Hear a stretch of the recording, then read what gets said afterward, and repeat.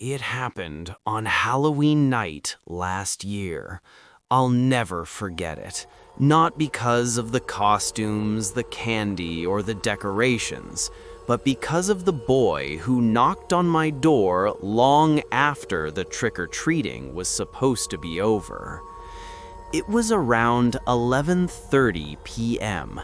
The streets outside were quiet, the porch lights mostly off, and the sound of laughter had faded hours ago.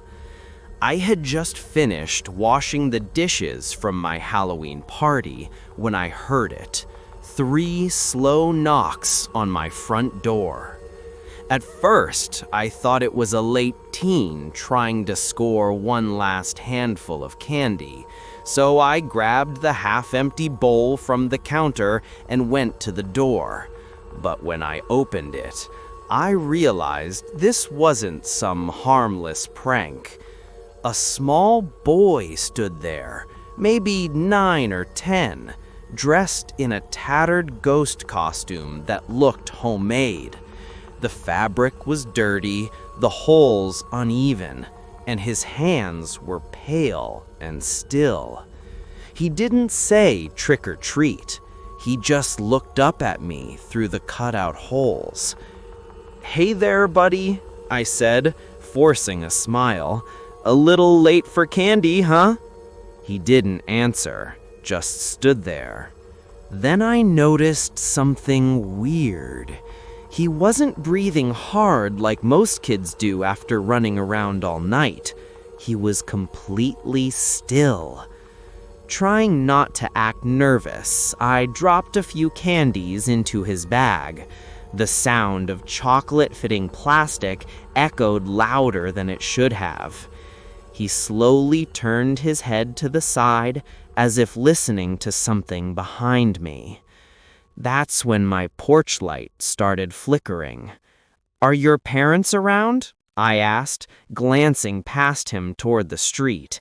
But there was no one. No car, no flashlight, no sound of footsteps. Just this one kid standing in the middle of the dark, empty cul-de-sac.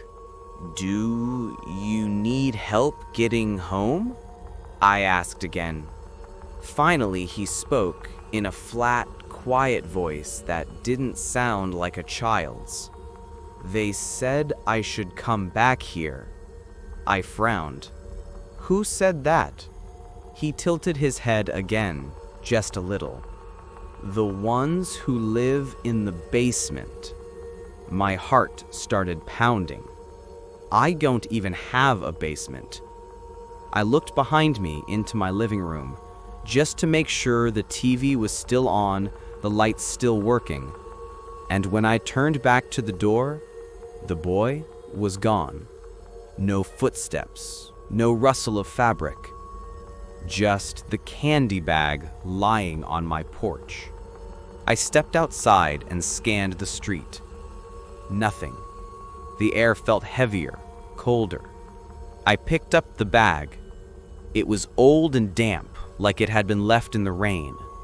Inside wasn't candy. It was full of small, smooth stones, and one of them had my house number scratched into it. That's when I heard the knocking again. But this time, it wasn't coming from the front door. It was coming from inside my house, from the floor beneath my feet. 3 slow knocks. Then, silence. The next morning, I checked everywhere, under the house, in the crawl space, even around the yard. There was no sign of the boy. But the stones? They were gone. Every Halloween since then, I leave my porch light off. And sometimes, late at night, I still hear those 3 knocks echoing faintly from beneath the floorboards. If you ever hear them too, don't answer. If this story sent chills down your spine, don't scroll yet, because the next one is even darker. Hit that subscribe button and stay tuned for story 2 if you dare.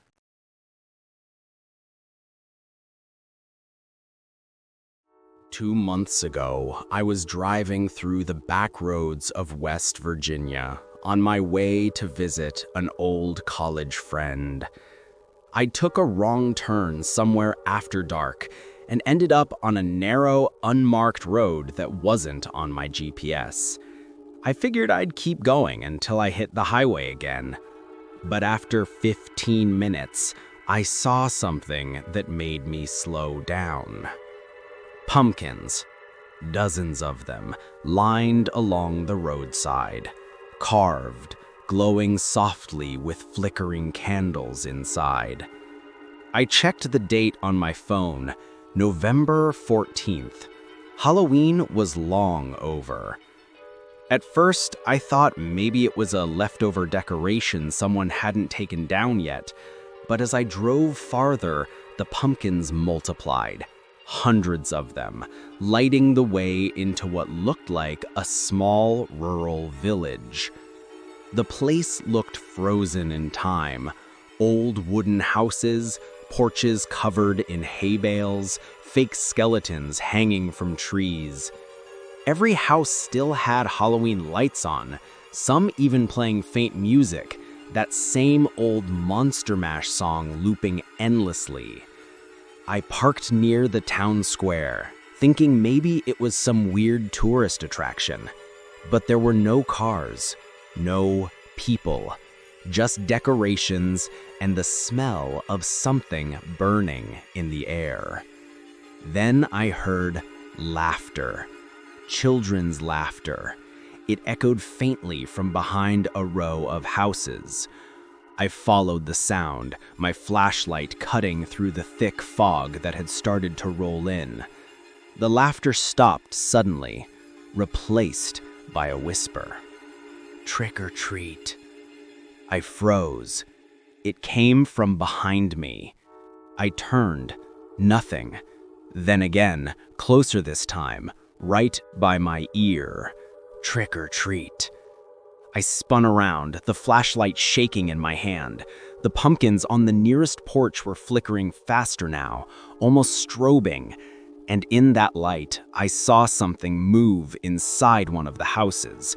A shadow, tall and thin, wearing what looked like a scarecrow mask. I should have run, but curiosity won. I crept up the porch steps and peeked through the window. Inside, a family sat around a dinner table. They were all dressed in Halloween costumes, witches, vampires, ghosts, but their skin was gray, almost waxy. Their heads turned toward me in perfect unison, like mannequins coming to life. The father figure, a man in a tattered Dracula cape, lifted his hand and pointed at me. His mouth opened, and even through the glass, I heard his voice. "You're late for the feast." The lights went out. I stumbled backward off the porch, the fog thickening around me. The laughter returned, dozens of voices now, circling me from all directions. Then shapes started emerging from the mist, small figures, children, each wearing broken masks and holding rotting candy bags. Their clothes were decades old, covered in dirt. One of them stepped forward, her mask half melted to her face. She raised her bag towards me. "Trick or treat," she whispered again. I bolted from my car. The moment I slammed the door, I saw them in the mirrors, a crowd of masked figures standing at the edge of the road, watching. The pumpkins lining the way out were burning brighter than before, their faces twisted into grotesque grins.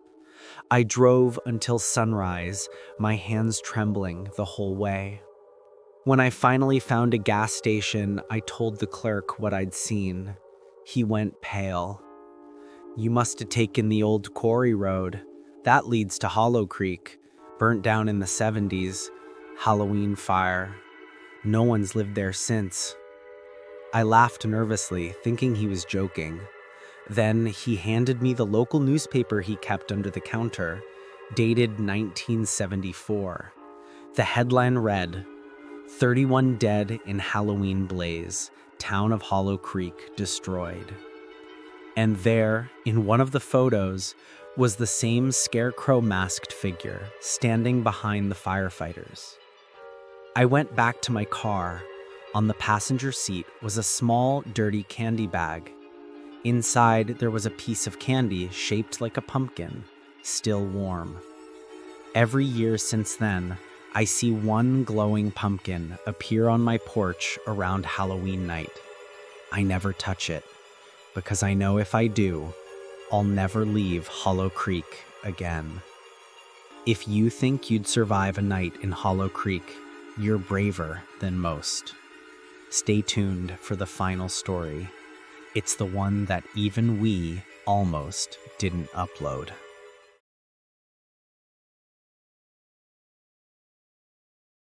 I used to work the night shift at a small local radio station in northern Ohio. It was one of those forgotten AM stations that played classic rock and local announcements. WZRP 1060 on your dial, where the night never ends. Most nights were quiet, just me, the soundboard, and the low hum of the transmitter behind the wall. But one Halloween night, that silence broke. Around 12:03 a.m., the phone line started blinking. It wasn't unusual. Sometimes drunk callers phoned in song requests or pranks.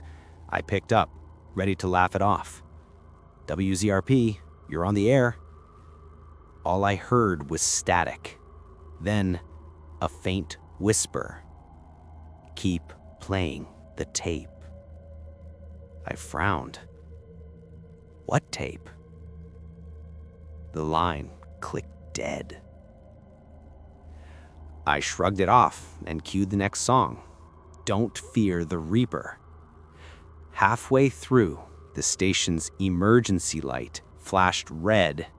It only went off if the backup transmitter activated, which meant the main line had gone down. I went to the control room. The backup system was already running, but something was off. The panel lights were blinking a pattern I'd never seen before.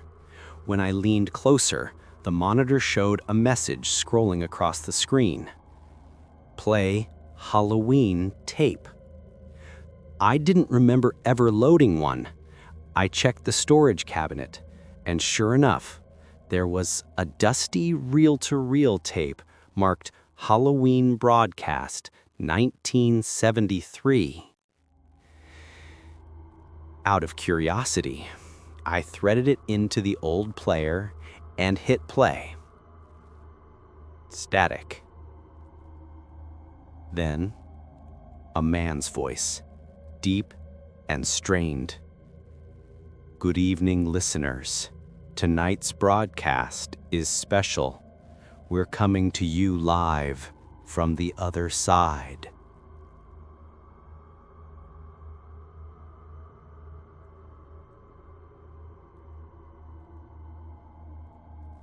I froze. It wasn't a prank. The tone was too serious, too authentic. Then came the sound of people whispering in the background, overlapping, distorted. The voice continued. Once the clock strikes 1, the veil thins. Keep your doors locked. Keep your radios on. The reel kept spinning, but the whispers grew louder, almost urgent. Then came a sudden knock from the door behind me. 3 slow bangs. I spun around. No one was there. I took off my headphones, but the whispering didn't stop. It was coming from every speaker in the room. Then I noticed something else. On the control monitor, the live broadcast timer was running. The station was transmitting, broadcasting that tape over the air. I tried to cut the feed, but the switch didn't respond. Every time I pressed stop, the button clicked back into place on its own. Then the voice on the tape spoke again. "Welcome back, DJ. It's been 50 years." The soundboard's meters jumped red. I ripped the power cord out of the wall, but the broadcast kept going. The voice on the radio started laughing, but now it was my own voice. "Keep them listening," it said. "You've joined the night shift." The lights went out. I stumbled out of the booth, down the hallway, and out into the cold air. The transmitter tower glowed faintly in the distance, and I swear I saw silhouettes climbing it, hands gripping the steel like spiders. I didn't stop driving until sunrise. When I returned the next day, the station was boarded up. A police notice said, "Closed since 1973, fire damage." I told myself I must have imagined it. But last week, while scanning through stations late at night, I heard it again. My voice. WZRP 1060 on your dial, where the night never ends. It was 12:03 a.m. And in the background, faintly under the static, I could hear whispering again. "Keep playing the tape." If you ever tune into a station you can't find listed anywhere, turn it off immediately. But before you go, tell us, which story tonight haunted you the most? Leave your answer in the comments if your radio's still on.